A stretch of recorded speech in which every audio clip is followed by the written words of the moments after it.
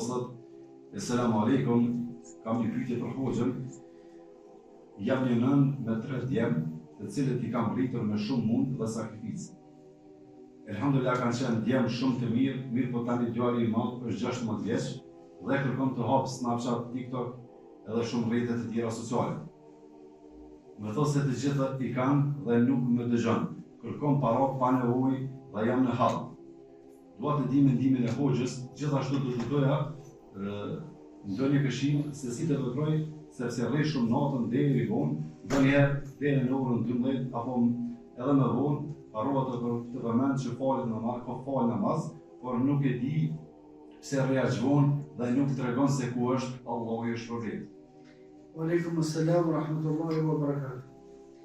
Çështja e parë është fëmijët sa më pak me pas qasje në platforma të kota edhe të harameve. Nuk ka problem me pas që ato me cilat komunikojnë, me familje, në cilat është e mundur mbrojtja, në cilat nuk mundet me shfaq mendimin e vet edhe natyrën e vet kushdo, por vetëm ata që e lejon ti. Por vene ku folet kush mas aty s'do të me lën as fëmijët as majt as kërkush hiç. Ka fjalë të libudove, aty s'do me një. Ku ka kontroll edhe që vinë për komunikim, nuk ka problem. Pastaj, kur t'i bën fëmija 16 vjet në ata arena, duhet pak me pas një farë kujdesi se më nuk është bashkë i vogël, sikur që e mendoj shpeshherë prind, sikur me pas 3 vjet ose 4 vjet.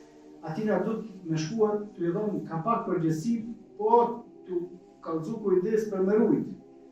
Fëmijën mas pari duhet me bindë se prindi është t'u munu për të mirën e tina, jo që po munohet me nëna ato për të mirave, po me rujt për të këshijave që i vinë.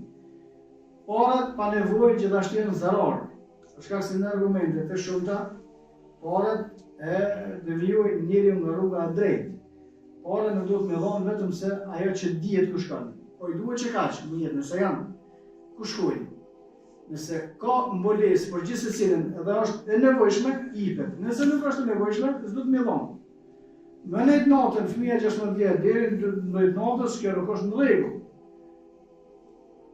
Mia nuk më në deri në natës.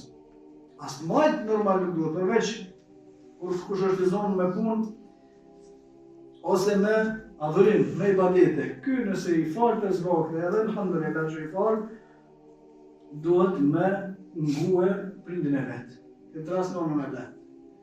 Për shkak se nëna nuk e mëson për keq, po mëson për mirë. Edhe mos me bë veprime që e shqetësojnë nënën e vet. Në hadithin e saktë, pejgamberi sallallahu alaihi wasallam e thonë ai me të cilin janë të kënaqur prindit e tij, me atë është i kënaqur Allahu. Ai me të cilin nuk janë të kënaqur prindit e tij, gjithmonë do fol për prind musliman të arsyeshëm, të logjikshëm të gjitha, me atë nuk është i kënaqur as Allahu. Për atë duhet me mundue ky djali me respektuar me ndëgjuar nënën, mos më net volë, mos me bë platforma në cilat kanë qosë të linjerit, por platformat kufizume, nëna me pas kujdes me edukue drejt, mos me ngarkue, mos me pas mbikëqyrje tepër, pasi të rritet pak se nuk duhet çaq tepër me mbikëqyrje.